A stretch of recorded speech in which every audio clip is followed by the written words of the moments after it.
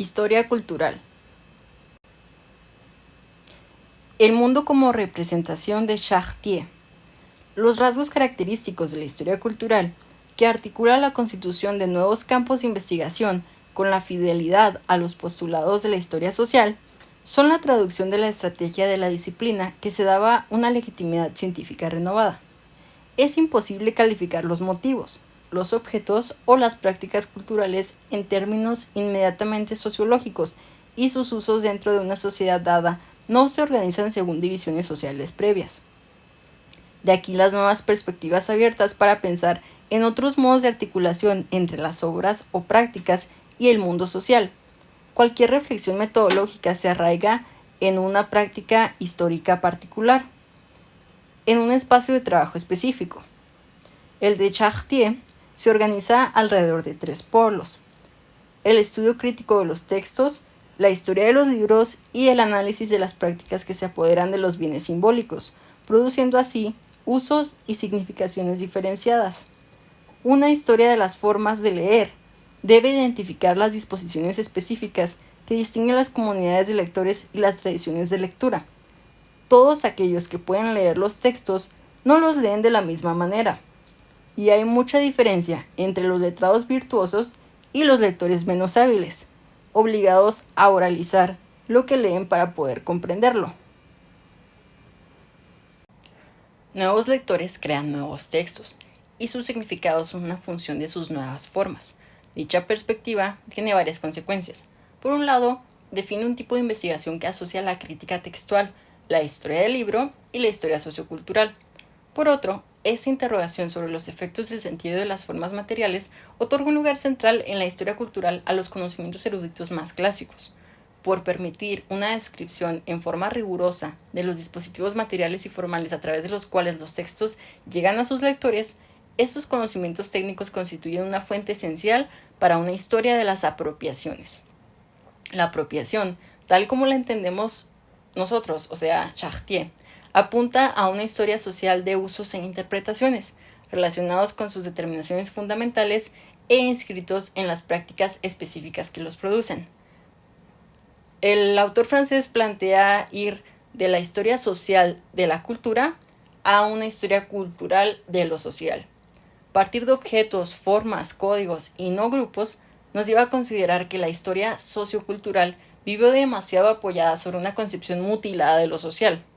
Ya se trate de que se les otorgue a los lectores de condición humilde la posesión de libros que no les estaban destinados, o de que los libreros impresores ponen al alcance de una gran clientela los textos que solo circulaban en el estrecho mundo de los letrados, como el caso de la fórmula editorial de Biblioteca Azul.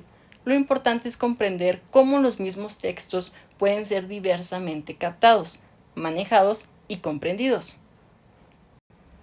Deben reconstruirse las formas de leer particulares de cada comunidad de lectores.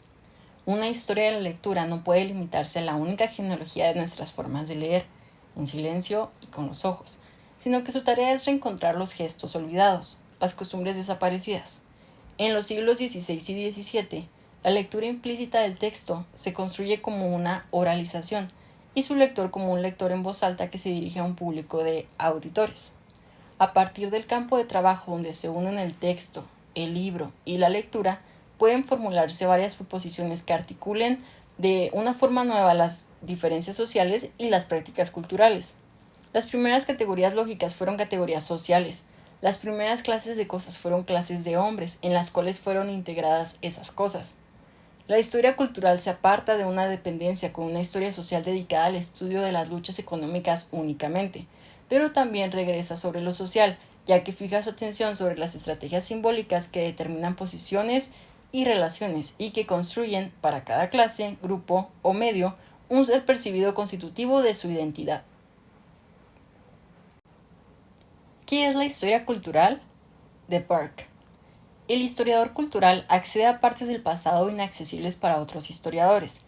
El énfasis en las culturas como totalidades ofrece un remedio para la fragmentación de la disciplina en especialistas en la historia de la población, la diplomacia, las mujeres, las ideas, los negocios, la guerra, etc. Mucha gente habla de cultura en situaciones cotidianas en las que hace 20 o 30 años habría hablado de sociedad. resulta cada vez más difícil decir lo que no se considera cultura. Una solución al problema de definir la historia cultural podría pasar por desplazar la atención de los objetos a los métodos de estudio. El común denominador de los historiadores culturales podría describirse como la preocupación por lo simbólico y su interpretación. Aunque la historia cultural carece de esencia, posee una historia propia. Para el historiador británico, la historia cultural no es un nuevo descubrimiento ni una invención. Ya se cultivaba en Alemania con ese nombre hace más de 200 años. No es casual que la historia cultural se desarrollara en el mundo de habla alemana antes de la unificación de Alemania, cuando la nación era una comunidad cultural más que política, ni que la historia cultural y política llegasen a concebirse como opuestas. El principal objetivo del historiador cultural consiste en retratar patrones de cultura, es decir, describir los pensamientos y los sentimientos característicos de una época y sus expresiones o encarnaciones en obras literarias y artísticas. El historiador descubre esos patrones culturales estudiando temas, símbolos, sentimientos y formas. La idea de la cultura popular surgió en el mismo tiempo y lugar que la historia cultural, en la Alemania de finales del siglo XVIII. Los intelectuales de clase media de esa época descubrieron las canciones y los cuentos populares, los bailes, los rituales, las artes y los oficios. Sin embargo, la historia de esta cultura popular se dejó en manos de anticuarios, folcloristas y antropólogos. Solo en la década de 1960 acometería el estudio de la cultura popular un grupo de historiadores académicos.